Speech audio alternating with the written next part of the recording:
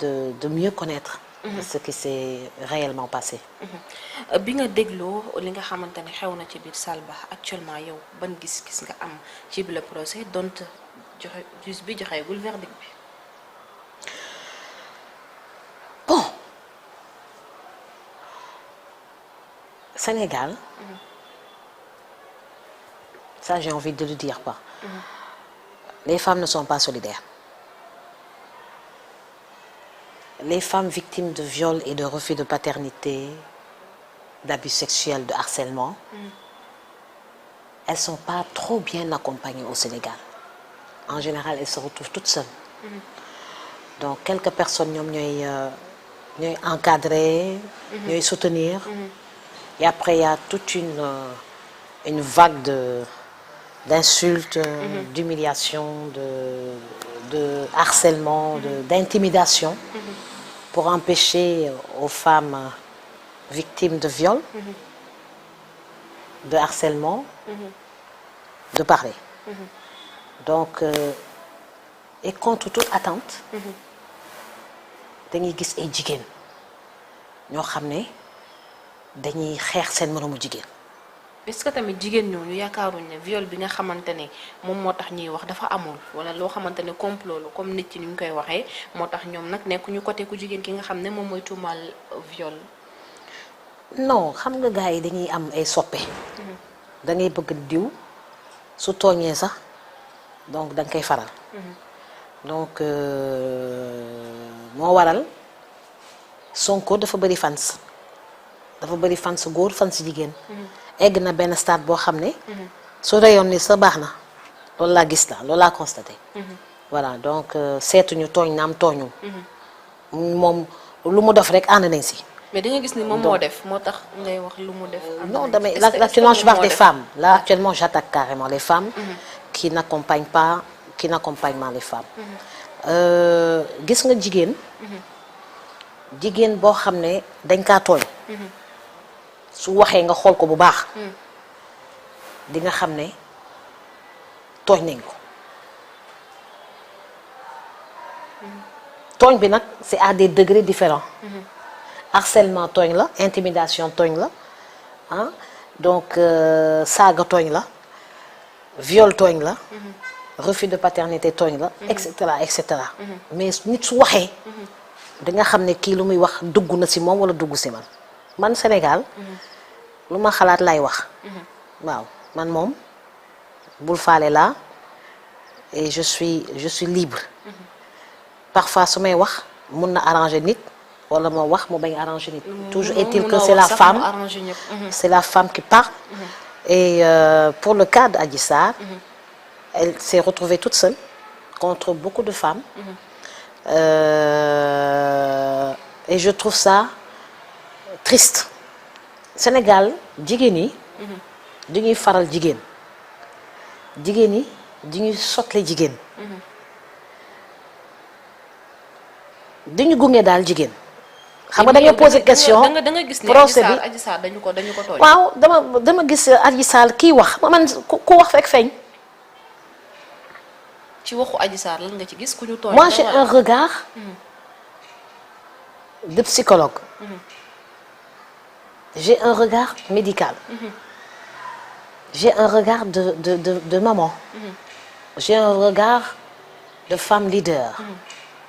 ba su may wax damay mesurer lu may wax mais nee naa la cri de cœur laa lancé léegi pour démarrer cette émission que les femmes ne sont pas solidaires au Sénégal aw ma droit wax ko je trouve que les femmes ne sont pas solidaires au Sénégal et qu'elles n'ont pas suffisamment accompagné la femme Adji Sarr qui s'est plaint d'avoir été violée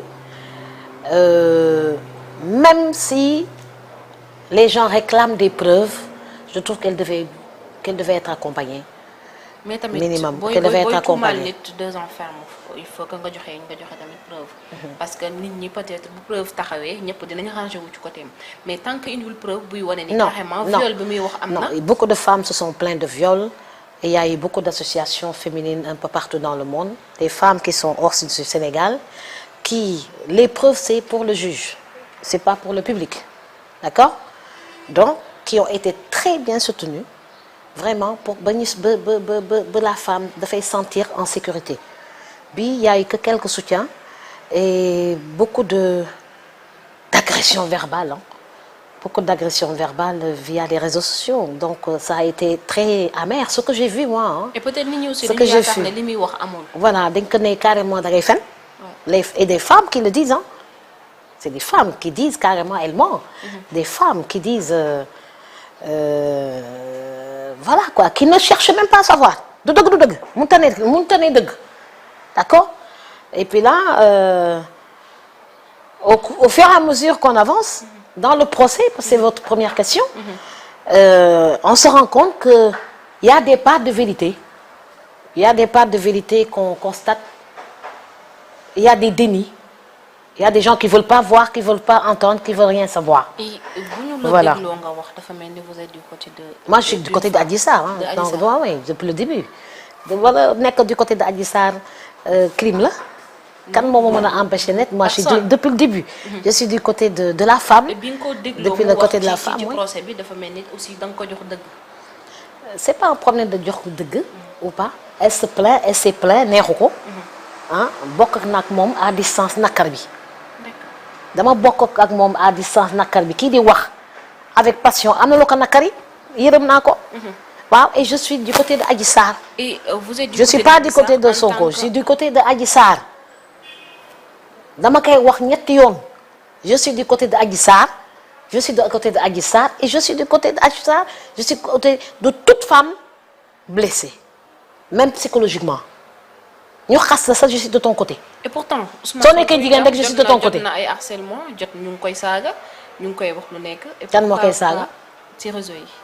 depuis kañ. parfois nga gis ñi nekkee côté Adji Sarr tamit comme ni Adji Sarr gis nañ ne dañu koy. saaga tardivement cette contre-offensive ça a été très tardif hein. Voilà tardivement donc man daal. yow toog soo amoon problème. tu peux compter sur moi. D'accord. parce que tu es une femme moo tax ma def kër yërmande. dégg nga wax di sama kër yërmande bii damay jàppale jigéen ñi di seetu ma ndax sama mbokk nga dès l'instant que nekk nga jigéen rek dinaa la recevoir dinaa la déglu dinaa la dëkkal dinaa téye sa doom je suis du côté des femmes. yaa ngi ci côté jigéen ñi ñoom ngay jàppale ñoom ngay dëkkal et pourtant jigéen nekk na en état de 8 mois ñu jàpp ko fële ca procès ba di ko jaabanteloo mënul woon toog mënul woon taxaw mu sonnoon lool itam Ndeye Khady Ndiaye. Bon écoute la grossesse c'est pas une maladie man li ma gis parce que nekkuma woon foofu. li ma gis daal j'ai vu une femme assise donc à la peut-être certains vont dire à la fin. déggoon naa coow au début dafa war a taxaw et cetera et tout mais finalement les juges voilà les juges se sont rendus compte qu'elle est enceinte. parce que c'était visible donc après jox lañ ko chaise mu toog. dafa naa taxawul de procès bi yëpp. est-ce que gisoo ni itam Ndeye Khady Ndiaye dafa sonn wala ñu ngi koy bëgg a sonal ci réew mi wala gisoo loolu bi nga dégluwoo ni mu waxee question yi ko doon posé comme Adji Sarr ñoom ñaar ko toog nañ kenn ku ci nekk di wax lan nga gis ci ñoom ñaar bi ñu leen tegee kenn ku nekk di wax di jox sama bopp devant le monsieur le juge. Moi j'étais pas là j'ai pas vu de vidéo donc je peux pas répondre correctement à cette question toujours que li ma jot parce que Ndeye Khady Ndiaye disait que moom li muy wax moom moo am da doon wax ne Adji Sarr li muy wax dara mu ci lu Adji Sarr wax dafay wax ne amul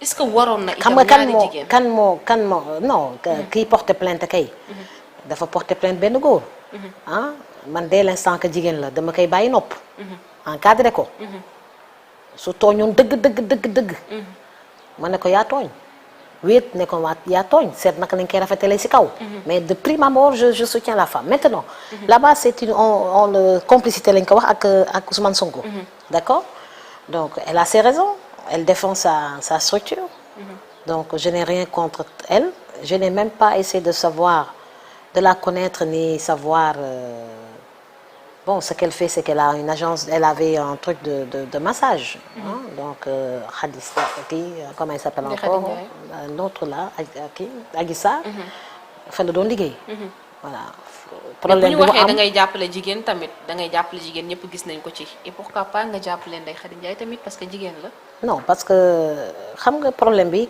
du Ndeye Khady Ndiaye moom moo porté plainte Ndeye Khady Ndiaye dañ koy masu si ni ko ratee ëmb bu mu ëmb. di ko ñaanal mu mucc ak jàmm doom ji juddu. dans de bonnes conditions et puis elle n'est pas malade si elle était malade kon du daagu ñëw dafa doxal boppam ñëw ba foofu donc y a pas de problème. Maintenant le problème c'est pas Ndeye Khady Ndiaye. le problème c'est Adji Sarr. qui depuis pratiquement 3 ans mënu génn. mënu vac mi ngi làkkatu. mënu vaquer à ses occupations. et puis ñu si bëri Sénégal jigéen ñi si Sénégal ñu si bëri gëmuñu ko. donc mu nekk loo xam ne loolu constaté naa ko daal. jigéen ñi itam lu tax.